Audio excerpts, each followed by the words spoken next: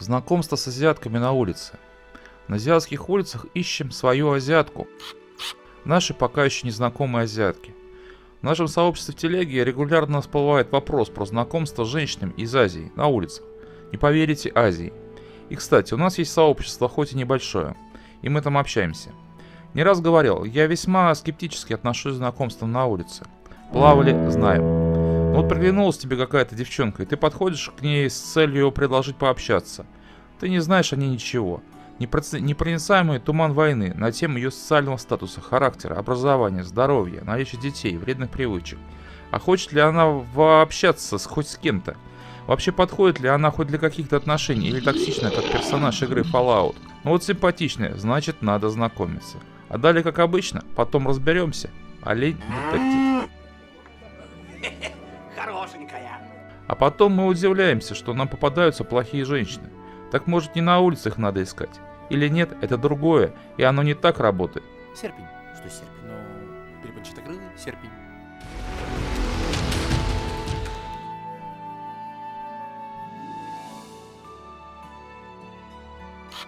Азиатские риски. Ну да. Ты ведь про азиаток пришел послушать. Вот тебе азиатки. Но я продолжу душнить и расскажу страшилки. На самом деле, при знакомстве с симпатичными азиатками надо понимать, что ты к ней только подошел, но на вас уже смотрят сотни глаз. Стоит ей реагировать как-то нервно, и к вам побегут люди. И что-то мне подсказывает, что сие сборище начнется не с целью показать, как пройти к ближайшей библиотеке. Ей только лишь показалось, что ты пристаешь, и тебя начинают бить. Молча, жестоко и азартно. Возможно, даже ногами. И тебе повезет, если все закончится только лишь унижением и синяками. Ведь твои новоазиатские друзья могут вызвать полицию, и ты потом будешь долго и мутно доказывать, что ты всего лишь хотел спросить время. Скажешь, я утрирую? Нет. Нет. При знакомствах с азиатками на улице должен понимать, что в 3 секунды вместо романтического вечера ты легко можешь словить массовое побоище, где толпа на себя одного. Продолжение в местной ментуре. Там у тебя на выбор будет камера или откат в пару десятков килобаксов. Занятно, тамошние менты будут почему-то верить ей, а не тебе. Это в самой лучшей в мире стране выгодно быть кем угодно, только не представителем титульной нации. В Азии все с точностью наоборот. Тебя никто не будет слушать. Деньги на бочку или тюрьма. Ну ладно, харе с дисклеймерами. Сегодня задача на улице условного азиатского города найти девушку. Как минимум для общения, а может и для отношений. Но про риски мы еще поговорим, я предупредил. Кореянки. Ну, как бы понятно, что я начну с кореянок. Свои же все люди, я все прекрасно понимаю. Насколько мутны кореянки при знакомстве в интернетах и отношениях, настолько же просты они при знакомстве на улице. И нет, я сейчас не про 5-минутный съем в баре, это другое. Уважаемые любители кореянок, которые видели их только в клипах и дорамах, в реале они другие, не как в клипах. Волонтеры. На туристических улицах Сеула работают волонтеры, которые помогают туристам с тем, как там и что в столице страны утренней свежести. Их легко узнать по ярким жилетам. Более того, если они заметят, что ты подвис с потерянным видом, они сами подойдут и предложат помощь. Вообще корейцы считают свою страну очень сложной, потому для них дело чести нам помочь. Это забавно, но очень мило. Для волонтеров такая работа, прежде всего, языковая практика. Волонтеры и парни, и девушки. Мне отдельно замечать, что подобное отличный заход на знакомство, или ты сам догадался. Не будь букой и начинай общаться. Можешь даже предложить прогуляться и показать, рассказать. Метро. Сотню раз я зависал в сеульском метро, и примерно столько же раз ко мне предлагали помощь. В основном девушки. Да, чаще всего они очень спешат. Помогла и поскакала по своим делам. Но чаще всего не значит всегда. Это именно так и работает. Ты тыкаешься в телефоне в попытках найти нужный выход на поверхность. И вот тебе уже подскакивает девчонка, узнает проблему и через 3 секунды тащит в нужном направлении. Поболтать вряд ли, но ты можешь. Ты просто обязан сделать визитку на английском языке с логином в Kakao Talk. Это корейский скайп. Сунул визитку, а вдруг из любопытства напишет. Просто апофеоз рандома, но так и иногда что-то случается. Фестивали. На секундочку, Сеул – мировая столица кей-попа. А если кей-поп для тебя всего лишь набор букв, что ты забыл в Сеуле? Разных фестивалей и прочих сборищ происходит очень много. Заметил, корейцы сами не свои от массовых мероприятий и собираются группами по 10 тысяч человек по любому поводу. Развлекают, едят и злоупотребляют. На любом коллективном мероприятии махай всем встречным руками. Здоровайся и общайся. К тебе тоже подойдет человек так 500. Я предупредил. Да, перестать быть букой сложно, но я и не обещал, что будет легко. Тусовочные районы Сеула. Вообще, сейчас про студенческий район Ханде, это все тот же Сеул. Хотя подойдет любая улица с барами и едальнями. Особенно если на дворе вечер пятницы. Как только стемнело, на проезжей части рассаживаются люди, которые поют и слушают музыку, танцуют и смотрят на танцы, общаются. Выбираешь, что нравится, и присаживайся. Корейцы очень доброжелательный, да и любопытный, а белый человек всегда привлекает внимание. Чеджудо. Но не Сеулом единым, славно Кореи. Чеджудо – это остров в Тихом океане, такие корейские Гавайи. Сюда корейцы летают отдыхать. Ну, примерно как мы в Геленджик, правда есть нюанс.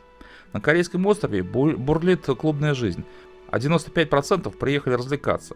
И все открыты для новых знакомств. Бангкок. Не вполне очевидный факт. Корейцам столица Таиланда очень нравится. И действительно, это классный, красивый и спокойный город, который может предложить очень многое. В Бангкоке немало одиноких кореянок, которые прилетели провести короткий отпуск. И тут ты такой. Пхукет. А еще корейцам очень нравится Пхукет. Наверное, за то, что похож на Чеджудо. Конечно, тут много семейных корейских пар, которые нам не интересны. Но много кореянок, которые приехали весело провести время. Тут еще раз замечу, Бангкок и Пхукет – отличные варианты тусануть с жаждущими приключений кореянками.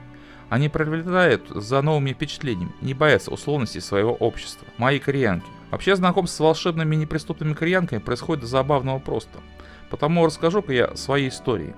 В Сеуле бродил по Ханде в поисках кафе Hello Kitty. Мне очень хотелось посмотреть на это занятное место. Когда понял, что хожу туда-сюда и совершенно ничего не понимаю, подошел к двум девушкам, попросил помощи. Те не особо спешили и повели меня в нужный переулок.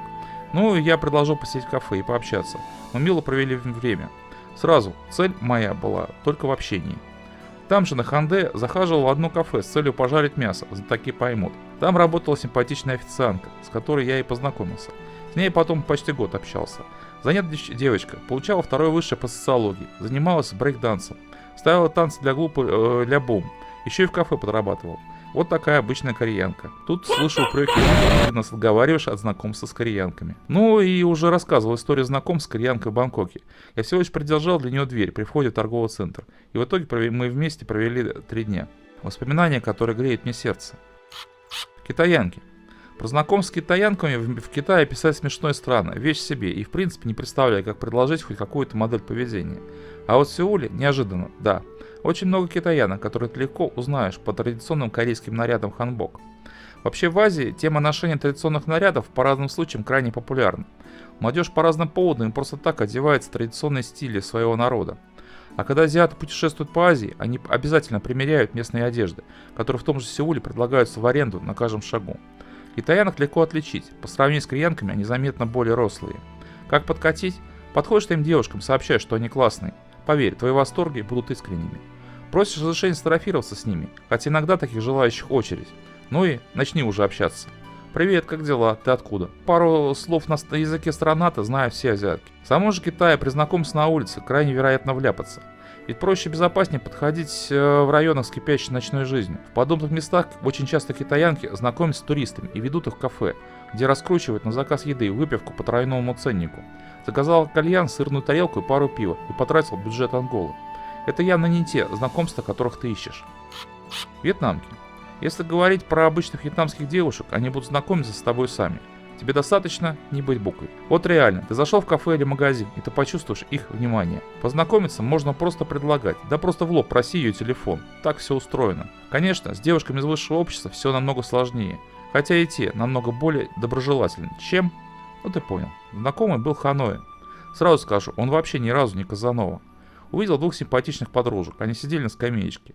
Подошел, попросил сфотографировать его на фоне чего-то там. Начал общаться. Сейчас к одной из них полетел в гости.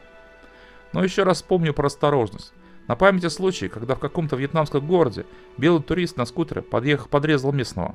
Слово за слово, вьетнамец достал мачете и отрубил туристу руку. Филиппинки. Ну, на Филиппинах будь готов к тому, что тебя по 100 раз в день будут атаковать местные дамы. Как минимум с целью сделать твой отпуск приятным. Как максимум выйти за тебя замуж. Филиппинки эти 2 цели никак не разделяют, ибо филиппинская специфика. И думай сам, как ты будешь отличать барных подруг от тех, что чистые и непорочны. Меня только не спрашивай, я не знаю. Более того, если тебя угораздило прилететь в Манилу с женой, тебя все равно будут спрашивать на тему: а это точно твоя жена? А может, ты не против еще одной подруги? Так, стоп. Кто сказал многоженство? Тайки. 10 раз вспомнил про Бангкок, но забыл про таек. А вот они. На самом деле, знакомство с женщинами страны улыбок самые проблемные. Ведь на общение с нами расположены барные подруги и фрилансерши. Но сейчас не про них. Обычно девушки, конечно же, есть, но они могут подумать, что ты домогаешься, и оскорбиться. Со всеми вытекающими. Да, тебя будут бить.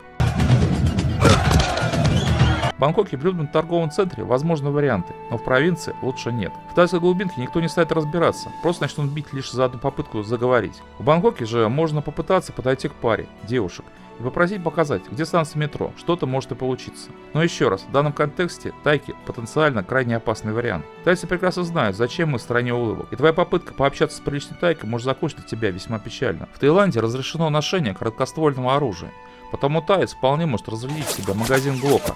А объяснением будет то, что ты пристала к женщине, и ему ничего не будет. Так выглядит защита чести и достоинства в стране, где о подобных моментах заботятся. Так и страна свободных. Общие моменты при знакомстве с азиатками. Начнем с самого важного – учет местных традиций. Ты подошел к девушке, и на вас смотрят сотни глаз. Если кому-то покажется, что она с тобой ведет себя непристойно, к ней подойдут и скажут, что она ведет себя как шлюха. По большому счету, если она с тобой разговаривает, это уже может расцениваться как нарушение морали. Вот и думай, как сочетать, чтобы людей вокруг было достаточно, чтобы девушка чувствовала себя уверенно, чтобы на вас не слишком таращились, но и не было дикой давки. При знакомстве девушка должна чувствовать себя в безопасности. Потому лучшая идея – стоять с глупым потерявшимся видом. Они сами будут подходить и предлагать помощь. Не везде. Во Вьетнаме и Корее – да, не в Таиланде. Но принцип, думаю, понятен. Да, это жесткий рандом. Потому только знакомство ради общения, просто чтобы узнать новых людей. Хотя иногда знакомство может зайти достаточно далеко. В таких случаях подходит волонтер или просто добрые сердцем девушки. Кореянки так очень просто. Правда, и также быстро убегают по своим делам. Это уже издержки жизни в сытой, безопасной и замкнутой на себе стране. Подходить лучше к паре девушек, они чувствуют себя увереннее и меньше вероятность быть обвиненным в домогательстве. Наверняка одна из них более смелая, она и примет решение. И, конечно, в Азию знакомиться лучше вдвоем. Сразу оба жизнь устроите. Да, опять это рандом. Ну ладно. Вообще, знакомиться лучше всего где-то, где вокруг много людей, на людной улице или в торговом центре. Идеально напротив входа в магазин, потому что там видеокамера. Если кому-то что-то покажется, приедет полиция. Первое, что они сделают, посмотрят запись видеокамер. И что будет, если она говорит, что ты ее агрессивно домогался, а по записи видно, что ты стоял в метре, глупо улыбался, показывал карту, мол, заблудился. Не буду наговаривать на тамошних стражей порядка, они действительно нормальные и имеют целью порядок и спокойствие. Если ты адекватный, соблюдаешь правила, никто не будет тебе что-то подкидывать и ради палочки в отчете фабриковать дело. Очевидно, что знакомиться надо в дневное время. В идеале, где народ отдыхает, например, на фестивале, в парке или на клубной улице. Sorry, can you help me? Отличное начало для разговора. И да, еще раз, улыбайся и будь вежлив и очень аккуратен. На одно лицо. Но лучше всего знакомиться с девушками, которые путешествуют, находясь не в своей стране. Прежде всего, не настроен на изучение других миров. А тут ты такой. Как минимум, вы мило пошалите. Выпендриваться она тоже будет меньше. Да и ей решиться будет проще. Рядом нет сограждан из ее страны, которые могут смотреть осуждающе. В большинстве своем азиатки вообще не против знакомства с нами. А если ты приятно выглядишь, так вообще. Понятно, что крайне важно отличать одних азиаток от других. Кореянок от филиппинок, таек от китаянок. Если они все для тебя на одно лицо, время для знакомства с азиатками на улице явно не настало. В качестве резюме. Итак, все очень плохо? Не совсем. Конечно, нет ничего невозможного. Просто сама идея знакомства подразумевает запредельное количество рандома. Ты действуешь на удачу, рисков много, ты никак не можешь их минимизировать. Я не понимаю, зачем оно? Вот представь прогулку по минному полю. Да, вероятность благополучно пройти это поле далеко не ноль, но точно ли тебя устраивают вероятности? А ведь со знакомством на улице счастливый исход хорошо, если хотя бы такой же, как на минном поле. При рандомных знакомствах ты рискуешь своей жизнью, здоровьем, временем, деньгами. На самом деле причина в одном, в нашей бабо-арабской психологии. Мы не верим, что в Азии миллион возможностей познакомиться с местными женщинами. Что-что, а это точно не проблема. Я не понимаю, зачем искать приключения на улице и отказываться от богатства выбора на азиатских сайтах знакомств. Хотя занятный момент. Лучше всего знакомство выходит, когда ты не делаешь их главной целью жизни. Азиатки к нам относятся очень доброжелательно. А потому нам надо научиться, не поверишь, действовать осторожно и уметь выбирать. И не хвататься за первый же встречный на улице рандомный вариант. Так стоит знакомиться в Азии на улице или нет? Конечно стоит. Ни на что особо не рассчитывать, просто чтобы пообщаться и посмотреть людей, чтобы понять, интересно тебе или нет.